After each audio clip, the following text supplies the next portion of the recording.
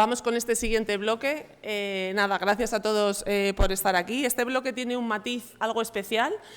Hoy es un día de celebración, de celebrar los bosques, específicamente con el lema de bosques y alimentos, y realmente estas celebraciones nos sirven para conectar, para comunicar, para educar al resto de la sociedad, y un poco es el objetivo, más que de los que estamos aquí, que más o menos todos conocemos de lo que hablamos, consigamos romper esa frontera y educar desde los más pequeños, divulgar y llegar a formar a la población más en general.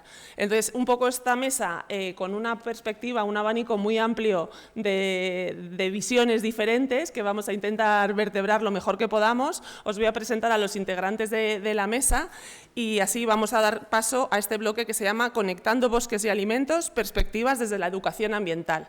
¿Vale? Esa parte de conectamos y que cómo conectamos y cómo usamos esto de vehículo para llegar al resto de la sociedad, pues es un poco lo que vamos a intentar abordar ahora aquí. Así que nada, sin más os presento a Sara Fernández, es escritora, ilustradora, divulgadora. Yo creo que la mejor forma de presentárosla es decir que es la artista de este cartel que nos acompaña hoy, y con eso yo creo que ya sobra. Es ingeniero de montes además y se dedica a escribir unos libros maravillosos que os invito a que si no conocéis, pues que conozcáis. También tenemos a Jaime Rivalayegua. Él es presidente de la Fundación para la Investigación del Clima y fundador de Meteogrid, y tiene experiencias en temas de divulgación y comunicación de este tipo de cosas. Es doctor ingeniero de montes y es máster en temas también de meteorología y de cambio climático. Luego tenemos a David Francés, es CEO de Agerpix y Codesian, y es técnico forestal, pero ha dedicado sus últimos años de carrera profesional en temas de inteligencia artificial, de nuevas tecnologías, de innovación, que decíamos también en la mesa anterior, y él nos va a contar un poco cómo usar esto, tanto para la parte de alimentos y de cultivos, como para también la parte de ser un sector atractivo y poder atraer talento a un sector innovador como es el nuestro y como tenemos que contar. Y por último tenemos a Javier, que es representante de un grupo de agentes medioambientales que tenemos aquí, que han creado, ahora nos lo va a contar él, un grupo de educación ambiental, y que nada, os agradezco mucho también que estéis aquí en la mesa para darnos vuestra visión y vuestra experiencia, ¿vale? Así que bueno, ya conocéis a la mesa tan completa que tenemos para este ratito, y os voy a hacer una pregunta así un poco dirigida a cada uno de vosotros, ¿vale? Y luego cerramos a lo mejor con una pregunta más general y de conclusiones. Entonces, bueno, ya que te tengo aquí más cerquita, Sara, mi idea era, con tu gran experiencia como ilustradora, como sé que haces muchísimos talleres, cómo realmente conectamos esos bosques con el público infantil o también con la parte de adultos, que sé que tú eres defensora de que también es importante no olvidarnos de ese sector. ¿Cuál es tu experiencia? ¿Qué conclusiones sacas? ¿Y cuál es el mejor vehículo para llegar a ellos, que a veces no es el lenguaje más técnico como pecamos muchas veces? Cuéntanos un poco tu experiencia en ese campo. Buenos días.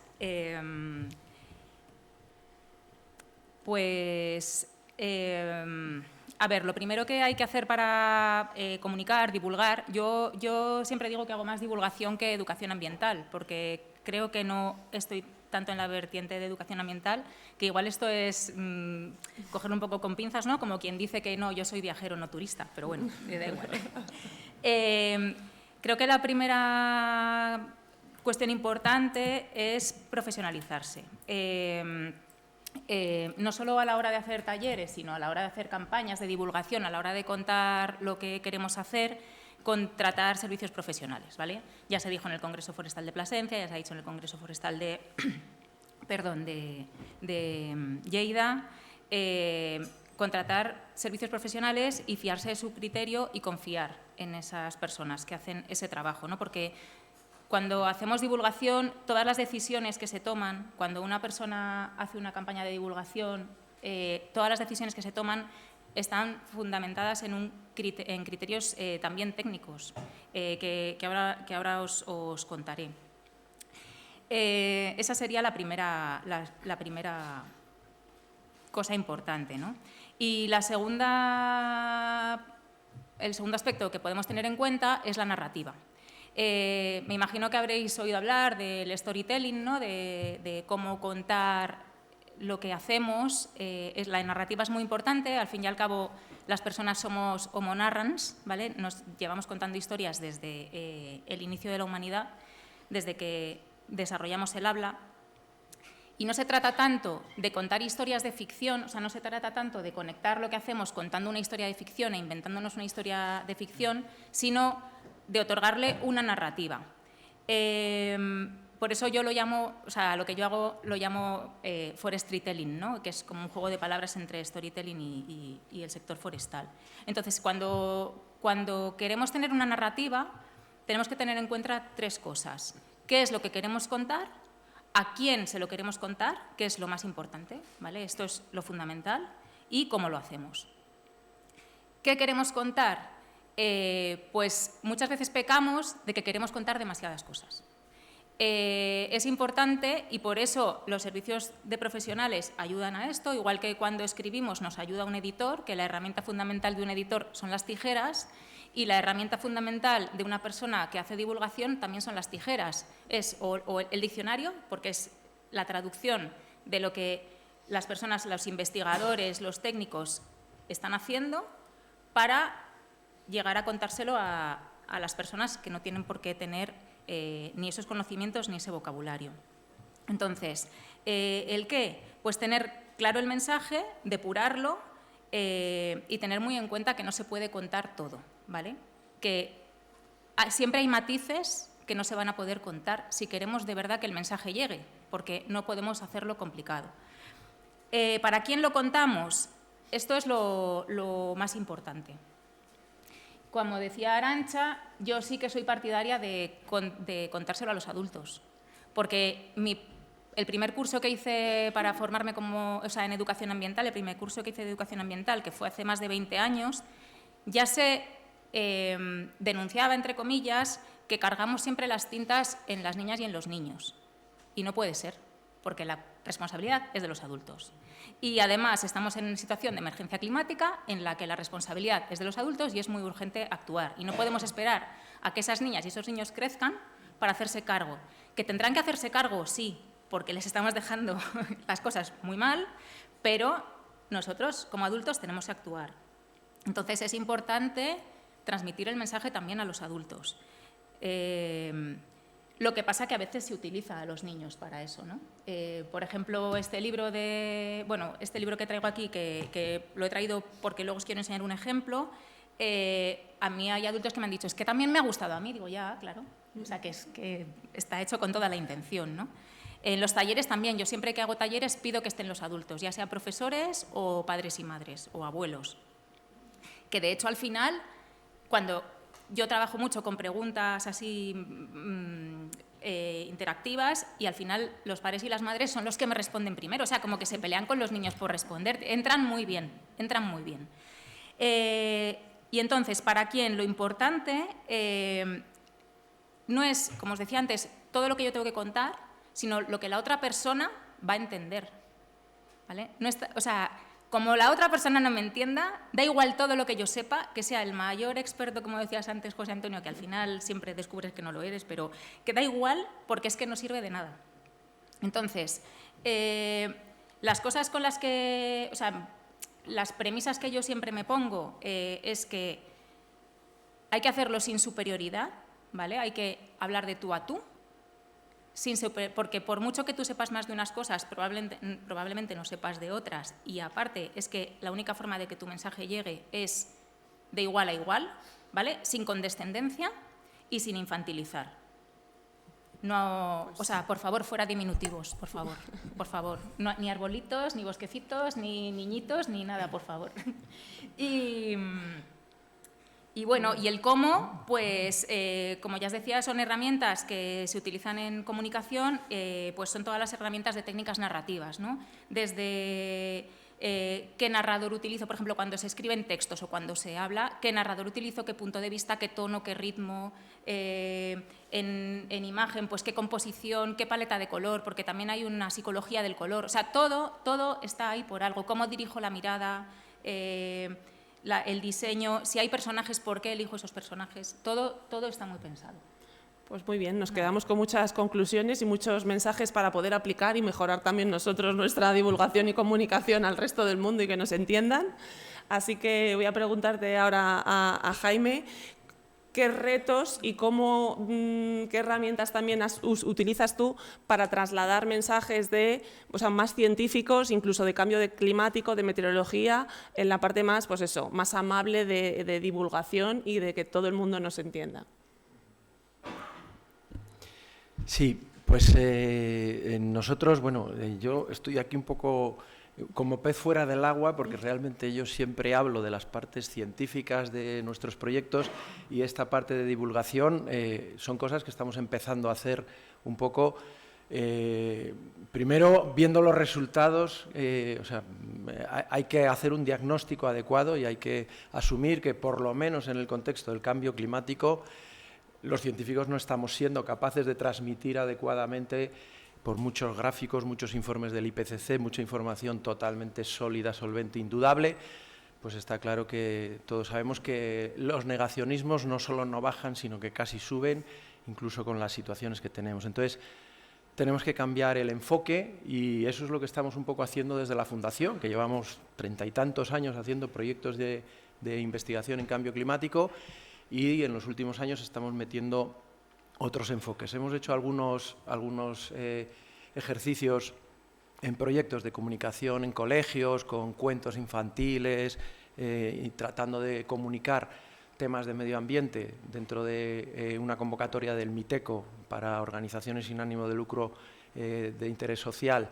Y ahora quería contaros el ejemplo de un proyecto que estamos haciendo también en esta convocatoria, que se llama Refugios Climáticos en Reservas de la Biosfera de la Cornisa Cantábrica. Estamos trabajando en Picos de Europa y en Urdaibai, y que el objetivo del proyecto es básicamente identificar con modelos, con investigación científica, algunas especies seleccionadas, y entre ellas hay especies vinculadas a medios de vida, alimentos, el castaño, por ejemplo, o sea que tiene relación también con el tema.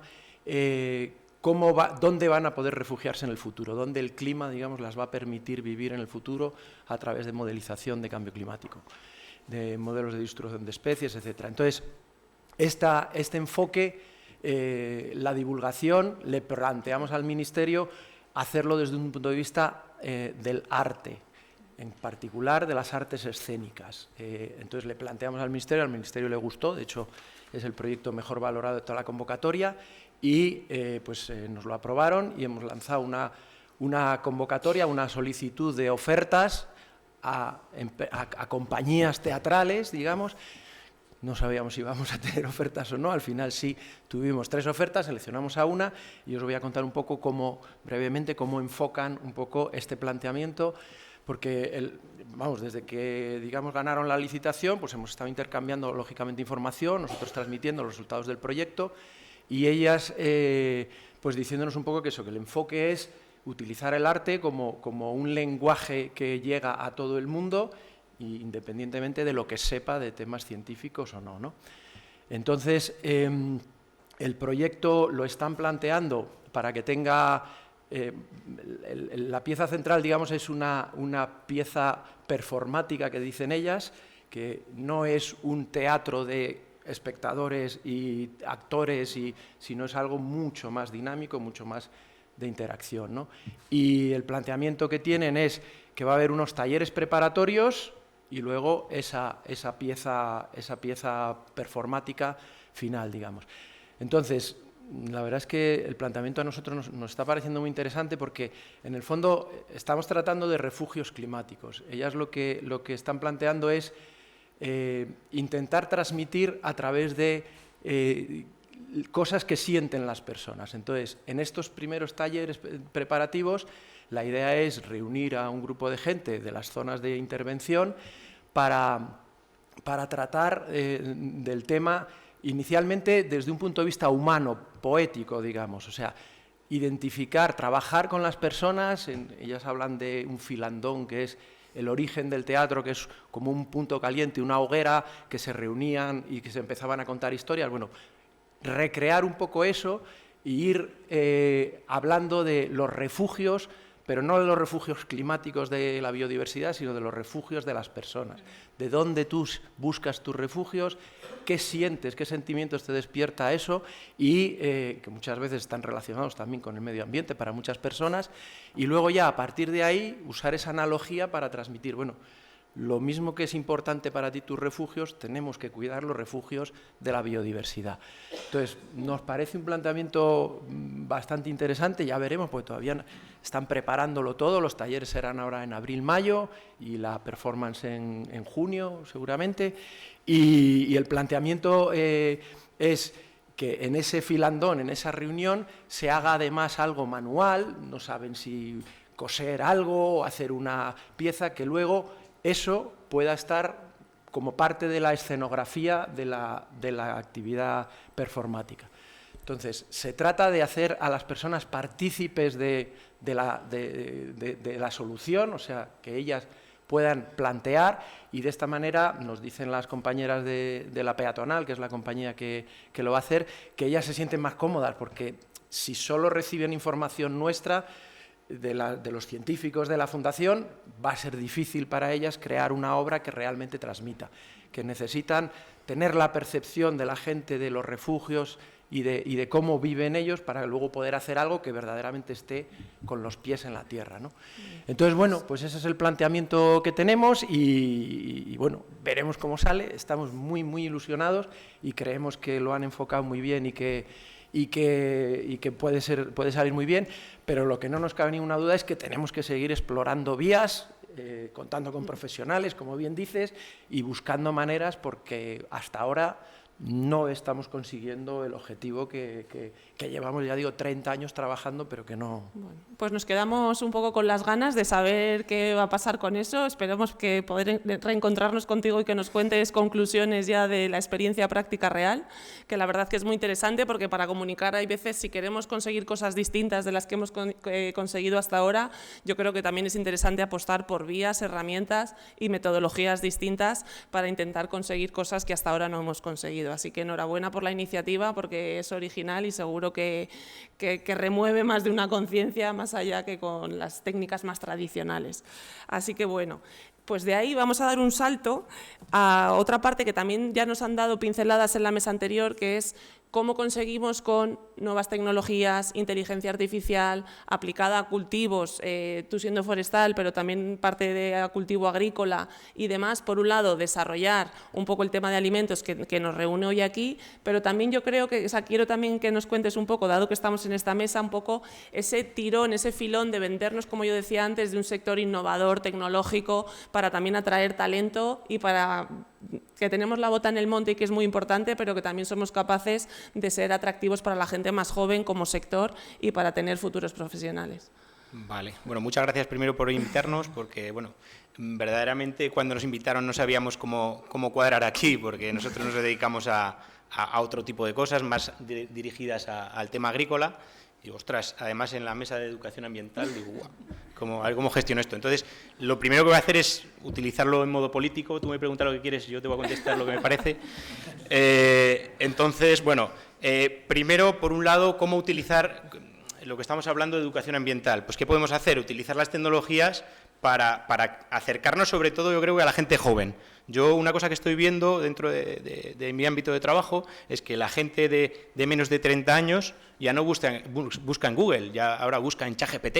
Digo, ostras, ¿qué están haciendo esta gente? Es decir, ahora estamos obsoletos cuando empezamos a mirar el Google, el no sé qué. Entonces, lo que está dando cuenta es unas tendencias a utilización de IA, de otro tipo de fuente de datos, que nosotros no le hacemos nada de caso. Y además esa gente joven es lo actual en cualquier negocio, en cualquier sector y evidentemente lo futuro, por lo tanto debemos hacerle caso. Os voy a explicar un poco a qué nos dedicamos y luego una de nuestras líneas, creo que es un poco por la que venimos, inteligencia artificial, os explico un poco más.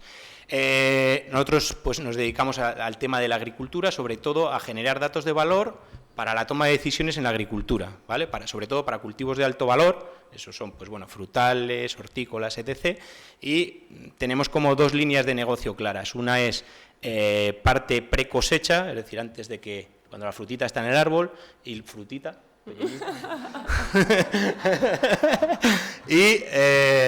Y luego una segunda que es muy transversal. A que molesta, ¿eh? Bueno, pues se han reído, les ha gustado. Y una segunda que es muy transversal a toda la empresa, es decir, tanto inicial como final. Y ahora os explico por qué. Entonces, ya explicándolo un poco mejor, uno de los grandes problemas que tiene la agricultura, digamos en cualquier tipo de cultivo, son las previsiones de cosecha. Una previsión de cosecha que de la realidad a la previsión, de la previsión a la realidad, hay unas desviaciones tremendas, puede ser hasta un 20, un 30, un 40%. Imaginar la implicación que eso tiene a la hora de manejo de cultivo, de la parte comercial, es decir, oye, ¿cuánto compro, cuánto vendo?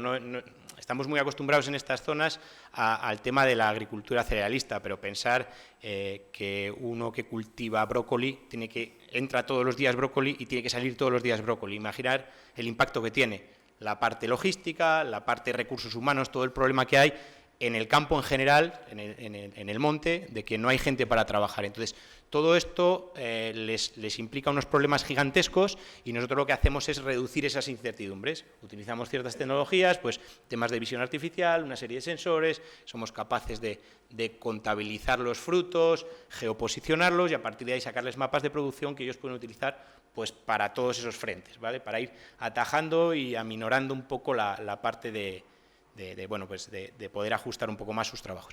Eso es, digamos, la parte pre-cosecha. Y por la segunda, que creo que es por lo que he venido, es por la parte de inteligencia artificial. ¿Y qué es lo que hacemos? Bueno, voy a poner dos pinceladas con respecto a la evolución de la información a lo largo del tiempo, de la historia. Antes del 2000, prácticamente ninguna empresa, menos las administraciones, estaban digitalizadas, ¿no? Al final, oye, todo estaba apuntado en un papel o en la cabeza de turno de no sé quién. Bueno, pues no había, ¿no? Y entonces, a partir de ahí, como que empezó la gente a pensar que era importante digitalizarse. Daba igual cómo, es decir, oye, ya empezaron a aparecer los primeros Excels, la gente tomaba datos, lo apuntaba por aquí, por allí, bueno, ya teníamos algo. Hace como de 10 años para atrás, 15 años para atrás, se ha generado más información que el resto de la humanidad. Es decir, ya hasta la lavadora, hasta el frigorífico, está sacando datos continuamente. Entonces, hay una masificación de datos brutal, pero que no somos capaces de analizar.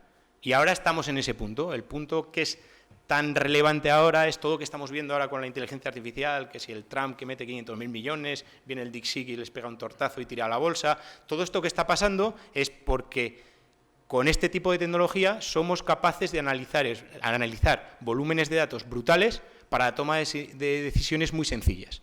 Y eso hasta ahora no lo sabíamos. A nivel empresa, administración mucho más, contar que no habrá ninguna empresa que utilice más de un 5 o un 10% de los datos que genera. Y si habéis estado cerca de esto, pensar en los problemas que generar esos datos, es decir, decirle a la gente, oye, yo necesito que digitalices esto, esto y esto, el coste que tiene, el cabreo que pillan y además que no lo utilizas. Entonces, ostras, era verdaderamente una mierda, es decir, era terrible eso. Entonces, ¿qué es lo que pasa? Que con esto podemos explotarlo de una forma totalmente diferencial y poder explotar cosas que te permiten tomar decisiones súper ágiles. Ejemplos, ahora me voy a un ejemplo claro. Nosotros tenemos digitalizado, lo que hacemos es conectar, por ejemplo, el ERP, el CRM, un Excel, los datos de sensores de no sé qué, todo eso que está en diferentes fuentes de datos, y lo que nos permite es poder analizarlo de una forma general, es decir, a través de una especie de ChatGPT, para que entendamos todos, oye, yo quiero saber de la parcela 25, del día 7 de marzo al 8 de abril, dime número de trabajadores que he tenido, dímelo por tipo de trabajadores y compáramelo con los últimos 4 años, en desviación de precio y en desviación de número de horas. Entonces, eso hasta ahora pues necesitabas un data science que hiciera no sé qué, con 7 Excels que se volvía loco y que el dato nunca llegaba. Por lo tanto, ese tipo de cosas ahora están ya de la mano, se pueden utilizar y cambia totalmente la forma de entender la información, de utilizarla y sobre todo de poner hincapié en capturar la máxima información posible. Y en el ámbito en el que estamos, ya porque la parte agrícola pues digamos que está un poco más avanzada, pero en la parte forestal hay un camino brutal, porque la cantidad de datos que hay en las administraciones que se pueden explotar y que se pueden sacar tendencias de trabajo históricos, mezclar climas, o sea, se puede hacer millones de cosas. Entonces, uno de mis de reivindicaciones es: las administraciones y las empresas forestales se tienen que poner las pilas mucho en esto, porque esto va de ser más productivo, de sacar más rendimiento a todos los recursos y de poder aprovechar mucho mejor todo lo que tenemos. Y creo que esto con educación ambiental tiene poco, pero... Bueno, pero tiene poco, pero algo tiene, de verdad, ¿eh? Yo sí que soy una convencida, y también insisto que se ha dicho en la mesa anterior, que la parte de tener datos, de toma de decisiones y de tener datos para luego contar un relato también, y eso, y sobre todo por vendernos, y en la parte forestal coger ese guante y decir: señores, estamos en 2025, creo que es hora de tener datos de calidad, de estar todos digitalizados, todas las cadenas de valor, y usar eso en beneficio propio, y de ser un sector atractivo y fiable y garante, y que la gente nos entienda y comprenda todo lo positivo que hacemos por el territorio y por los aprovisionamientos y por, en este caso, los alimentos, que es hora de apostar por ello, yo creo, y ver casos prácticos y ejemplos que funcionan, pues es, por lo menos, hay una luz en el horizonte hacia que un poco apuntar y seguir. Y te hago un pequeño, con respecto verdaderamente a la parte de educación, es decir, se pueden hacer muchas cosas, ¿eh? Es decir, al final, imaginaros poner un sistema donde tengas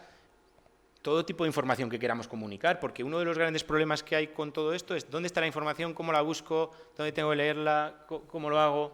Imaginaros si lo puedo preguntar. Es decir, oye, ¿cuál es el ciclo de vida de tal especie? ¿O dónde está el área de no sé qué pájaro? Es decir, al final tenemos que adecuarnos a la situación actual de la sociedad, y el camino es ese, no hay otro. Es decir, el complicar las cosas, o sea, tiene que ser todo máxima exposición de la información y de la forma más sencilla posible. Fenomenal, pues muchas gracias. Javier, cuéntanos cómo un grupo de agentes medioambientales de la Confederación y del Servicio se unen y toman un poco esa iniciativa de crear una parte de educación y de divulgación. ¿Qué os mueve a ello, en primer lugar? Me gustaría saber qué motivación hay detrás y un poco qué retos también os pone encima de la mesa. Bueno, yo hablo en nombre de más compañeros. Aquí hay dos, que estoy viendo ahora mismo, de la Confederación y con mi mismo uniforme. Otras dos de la Confederación y otras 3 personas que llevan mi mismo uniforme y que ahora están en otras provincias, ¿vale? Entonces en eso soy un representante. Bueno, pues yo creo que nos une, igual que al resto de quienes habéis venido, pues un poco la preocupación por el medio ambiente, los comportamientos de las personas y demás. En nuestro día a día, los que llevamos esta ropa, pues nos enfrentamos a distintas situaciones, nos encontramos en distintas situaciones en las que tenemos que intentar pues que la gente vaya entendiendo, pues adaptándose a un paradigma más sostenible, más de otra manera, ¿no? Que tengan en cuenta otros usuarios del monte, otros aprovechantes y demás. Eso suena a todos. Nuestro trabajo nos pasa, en el fondo estamos haciendo educación ambiental, de manera informal. El caso es que, bueno, nosotros teníamos aquí una asociación en Soria, que estaban también las compañías de la Confederación, y pues hablando algunas veces pues de qué queríamos plantear, nuevas líneas de trabajo, pues dijimos: si estábamos haciendo de manera dispersa, unas personas por aquí, otras por allá, alguna actuación, dijimos: ¿por qué no hacemos un grupo de educación ambiental? Se lo planteamos al jefe de servicio, la respuesta fue buena, había gente de la Confederación, se estableció un vínculo de cooperación en esta materia bastante interesante, bastante bueno. Se habló con la Dirección General de Educación, se dice así, Dirección Provincial de Educación, validaron nuestros programas, algunas veces pues los veían y hacían sus comentarios, sobre todo una parte que os voy a contar después, y bueno, pues surgió esta iniciativa se canalizó una inquietud por parte de un colectivo y a su vez hubo una colaboración institucional, o sea, bien, ¿no? Eso fue en 2012, que parece que no, pero ha llovido, unos años más que otros. Y bueno, pues el caso es que surge así. Hay otras iniciativas parecidas en otras provincias de España, incluida Castilla y León, pero bueno, un grupo organizado como este, pues no tanto. Llevamos ya bastantes años y hemos utilizado un planteamiento metodológico que es el propio de la educación ambiental. Bueno, hay varios, ¿no? Pero digamos uno que nos convencía bastante. De hecho, es el que tiene ahora el programa de educación ambiental de incendios forestales que tiene la Junta de Castilla y León a nivel autonómico, ¿no? Nosotros utilizamos un planteamiento de 4 fases. A Sara le sonará, y bueno, y a ti también. La primera fase se llama sensibilización-motivación. Bueno, sensibilización es más o menos que nuestros sentidos perciban, que estemos receptivos, ¿no? No es una fase de concienciación, es un poco como despertar esa inquietud. La siguiente fase, entonces, como ya estoy motivado, pues estoy dispuesto a hacer un poco más de esfuerzo por conocer, investigar, digamos, la parte de conocimientos. Y como ya conozco y he visto distintos puntos de vista, pues llega la tercera fase, pues que es reflexionar. ¿Qué pasa? Tener una actitud crítica, personal, con el resto del aula, lo que sea, ¿no? El resto del equipo. Y ya de una manera coherente se pasa a la cuarta fase, que es llevarlo a la acción. Lo deseable es que en el propio programa nos acostumbremos a llegar a la acción. Vale. Empezamos haciendo programas con público cautivo, con escuelas. Me va a reñir Sara. No, es broma. Pero bueno, empezamos por eso. ¿Por qué? Pues porque mis compañeros pues, tenían hijos y entonces pues, resultaba como más fácil adaptarte a eso. Y luego, bueno, pues por lo que todo el mundo sabe, ¿no? Empezamos con las escuelas. Empezamos con el primer ciclo de primaria y luego fuimos pasando a segundo de primaria también. Primero, tercero, cuarto, sexto. Nos planteábamos 2 programas distintos. Uno para un grupo pequeño, que normalmente en Soria, pues somos la provincia menos poblada de España, pues podéis imaginar las escuelas rurales pues tienen grupos pequeñicos. Y luego pues también tenemos colegios normales, con todo el número de niños masificado, ¿no? Masificado, grandes, números de chicos grandes. Nos planteamos actividades distintas.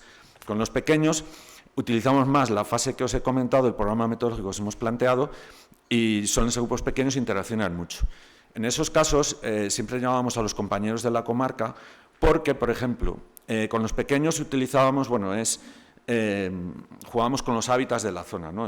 El material ya lo tenemos preparado, nos ayudó bastante más gente del servicio que le gustó la idea, desde una mujer que cosía fenomenal a un manguerista de la motobomba que nos hizo material, virguerías perfectas, vamos. Y bueno, el tema es que llamamos a los compañeros pues porque nosotros queríamos que los chavales, cuando estábamos hablando de ríos, estamos hablando de fuentes, estamos hablando de praos, pues no fuera, digamos, genérico, sino que se dieran cuenta que estamos hablando de los ríos que conocen, de las fuentes que conocen y de los praos en los que juegan. Y entonces los compañeros hacían bastante bien ese nexo, ¿no? Pues decían, perfectamente nos interrumpían, lo hacíamos coordinado así, bueno, improvisando, pero de una manera fácil, para que los chavales se dieran cuenta que no estamos hablando de cosas abstractas, que estamos hablando de su mundo. Y nos centrábamos en las cosas en las que ellos tienen, digamos, una huella, que es, en este caso, como juego en el campo, y les motivamos a que fueran, ¿no? Esa misma materia, cuando avanzaban, en el siguiente ciclo utilizamos el agua, de dónde cogen el agua, qué consumen, cómo juegan con el agua y demás, ¿no? Pero de una manera bastante interactiva. Y luego hay una actividad que es más vistosa, que es la que hacemos con grupos más grandes. Como ese fomentar que todo el mundo intervenga y demás, a partir de 10, 15 ya es una locura, pues entonces hacemos una actividad que es un poco la más llamativa, que es el teatro foro. El teatro foro es que nosotros lo hacemos con marionetas, para que personas como yo, fijaros los pelos que tengo, me pongo a hablar como un niño y resulta ridículo. De hecho, a veces hablo como adulto y también. Pero bueno, digamos que haciendo como niño matemáticamente. Entonces, luego además tenemos la ventaja pues que una sola persona puede manejar 2 personajes. Y introducimos elementos que no son humanos. Un árbol, un animal o las raíces, o el micelio, perdón, bueno, el micelio. Entonces, por eso utilizamos marionetas. Diseñamos una obra que empieza muy bien y va degradándose la situación hasta que se estropea. ¿Quién tiene las de perder? Bueno, los niños que han empezado la obra, marionetas. Va habiendo distintos comportamientos cada vez peores hasta que al final termina todo mal. ¿Quiénes tienen el interés en cambiar la historia? Los niños. ¿Quiénes van a hacerlo en la realidad? Pues gente como vosotros, que está sentada ahí, pero luego les invitamos a que vengan aquí. Y entonces le van diciendo a las marionetas por qué deberían de actuar de otra manera y demás. Se van corrigiendo los comportamientos hasta que al final sale algo interesante. Bueno, Con los más pequeños hablamos de biodiversidad, pero bueno, en realidad es que cómo pueden jugar en el campo, disfrutar del campo, les invitamos a que vayan al campo, porque hasta los niños de los pueblos están dejando de ir al campo, pero bueno, haciéndolo de una manera pues respetuosa. Y la parte que más interesante para esta jornada sería la que hacemos con los chavales de cuarto a sexto en grupos grandes, porque trabajamos las setas. Estamos en Soria. Setas, Soria pues son sinónimos en muchas cosas, ¿no? Y los chavales sí que están acostumbrados a ir a por setas con los padres, bueno, está ahí. Pero claro, nosotros lo que utilizamos es que se den cuenta que la seta que cogen pues tiene un micelio, que está en simbiosis con una red de un árbol y demás. Ahí sí que trabajamos las 4 fases, porque hay una fase previa antes del teatroforo, en la que le vamos mostrando las propiedades físicas del suelo, que se comporta como una esponja, ellos mismos lo comprueban con suelo vegetal, con turba, con turba, ¿no? Y con la fauna que hay en el suelo que no ven, y después ya se empieza a hablar de la relación de simbiosis entre el árbol y el micelio. Disfrutan en el campo, cogen setas, no sé qué, tal cual, y al final pues la lían. Entonces van cambiando los comportamientos. Y ellos van corrigiendo después de que se hace un primer pase, que todo sale mal, se hace un segundo pase y van corrigiendo hasta que al final ven que se puede disfrutar del campo, de coger setas y haciendo de una manera respetuosa. Y ya está. Nada más y nada menos, ¿eh? Reto. Es un reto, como el grupo va entrando y saliendo gente en función de los concursos de traslados, está abierto y demás, siempre hemos pensado que nos falta cómo abordar colectivos profesionales. Eso es más complicado, pero bueno, también hay que entender que nosotros lo que hacemos como agentes medioambientales, de una manera organizada por el servicio, porque es verdad, o sea, está totalmente informado el servicio y la Dirección General de Educación está de acuerdo. Sería un poco como siempre decíamos, ¿cómo abordaríamos los problemas grandes con distintos colectivos profesionales que no voy a enumerar ninguno? Y eso sería el reto, pero que nunca hemos sido capaces de abordarlo. Bueno, pues nada, tenemos conclusiones de casos prácticos y experiencias reales, retos a futuro, experiencias ahí empezando, pero yo creo que bueno, que al final sí que todo esto nos ayuda un poco a pensar cómo en el futuro podemos usar esos canales nuevos y más de, por lo que estáis diciendo, más de contacto y de sentimiento y de pisar el campo que tanto hacen falta y que si hacen falta aquí en Soria ni nos imaginamos en el resto de ciudades al menos de nuestro país. Así que un poco por haceros una pregunta final a modo de conclusiones, pero también por enhebrar todo lo que habéis dicho cada uno de vosotros, también con el lema de hoy, ¿creéis que la parte de siempre decimos nadie nos entiende cuando hablamos de que hay que gestionar el monte, de todo ese tipo de conceptos? Yo creo que el vehículo con alimentación sí que es un canal como más amable, más fácil.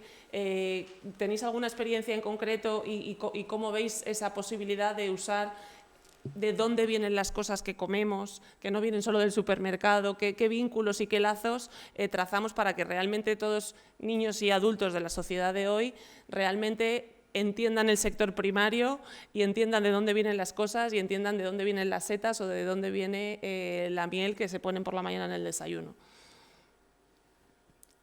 ¿Cómo que sí que tienen? Sí. Bueno, pues así ya me dejáis de hablar luego.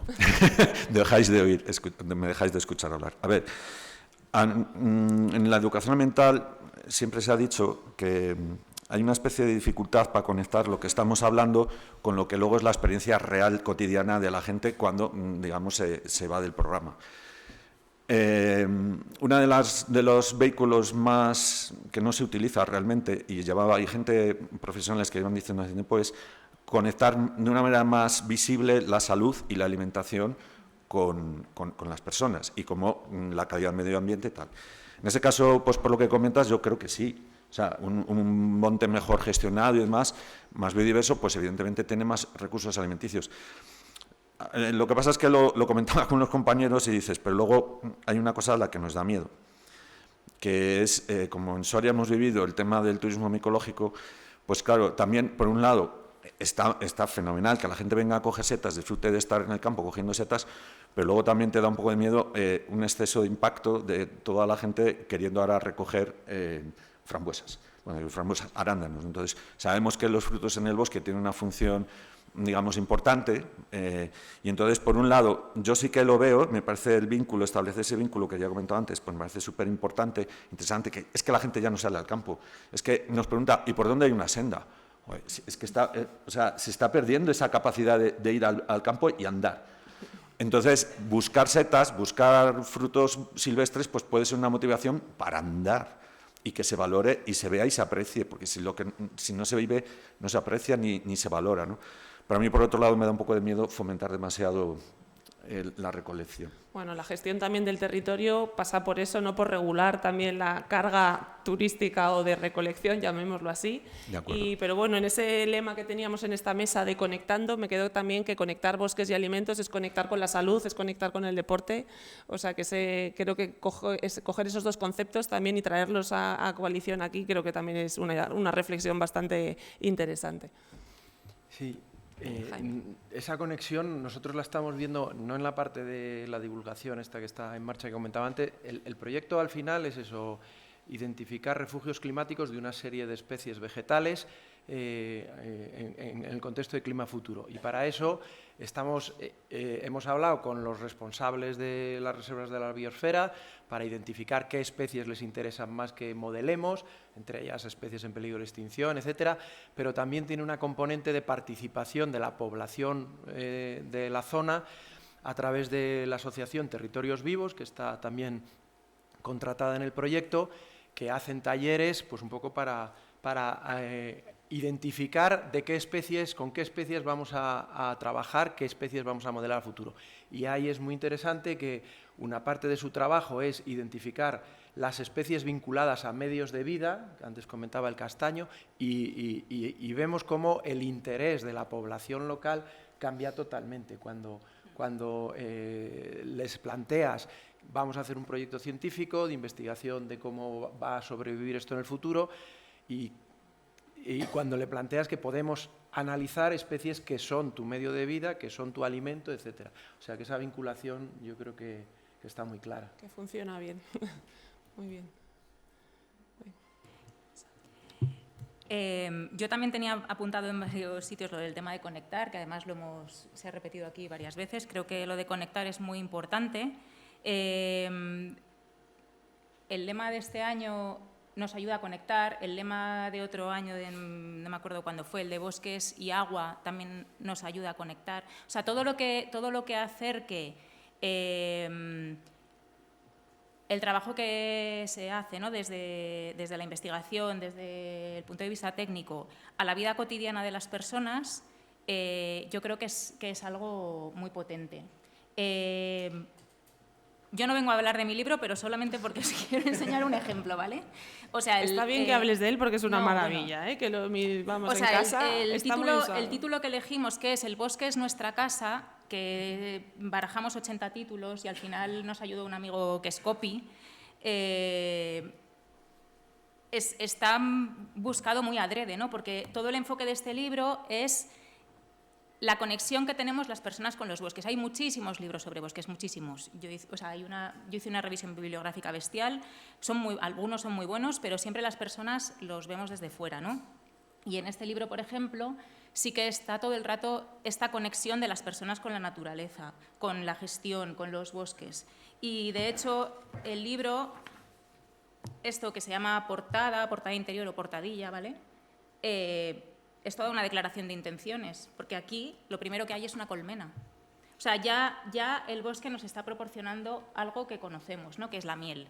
Hay setas, en el libro hay razas rústicas, hay frutos silvestres, se habla mucho de conexión. Lo que hablabais antes de conexión, el One Health, ¿vale? Una salud, que es algo que nos tenemos que grabar a fuego, ¿no? Y que es algo que yo creo que es muy interesante para contar, que nuestra salud, la de los animales domésticos y la de los ecosistemas está conectada, ¿no? Y yo creo que es la forma, o sea, la naturaleza, como dice Marta Corella, la naturaleza nos pega una patada en el culo cualquier día y ya está, no nos necesita. La naturaleza tiene sus plazos muy largos, puede esperar cientos o miles de años, los ecosistemas se recuperarán con estas u otras especies, los que tenemos un problema y una urgencia somos las personas, ¿no?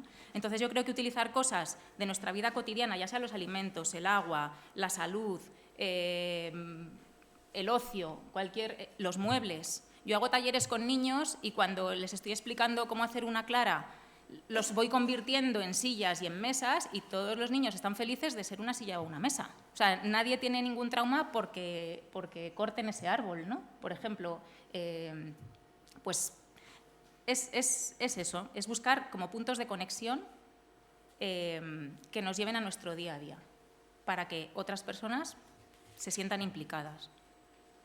Vale, pues no sé si... Venga. Sara, has dicho portadilla. Pero no he dicho portadita. Vale. Vale. Que se me ha ido un poco esto. Yo con respecto al qué no tengo mucho que decir, es decir, todo lo que están diciendo me parece perfecto, pero muchas veces lo que fallamos es, hacemos mucho el qué, pero no, o sea, hacemos mucho pero comunicamos poco. Es decir, todas estas cosas que hay que hacer hay que darles comunicación, hay que dar salida, y tan importante es hacerlo como comunicarlo. Y para comunicarlo es súper importante elegir el canal adecuado. El canal adecuado con respecto al público objetivo, a tu target de cliente, a quien quieres que lo entienda. Entonces, si esto va dirigido a gente joven, tenemos que adaptarnos a gente joven. Es decir, ya no nos vale la televisión, no la ven. Te vale el Twitch, el YouTube o te vale el ChatGPT.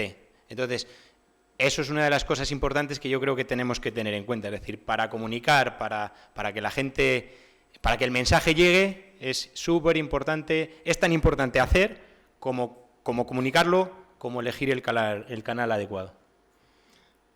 Bueno, pues como cierre, se han salido muchísimas cosas. Hay una pregunta... Venga, pues adelante, Juan Antonio. No sé si hace falta micrófono o si no, o súbete aquí conmigo, si no, una mala.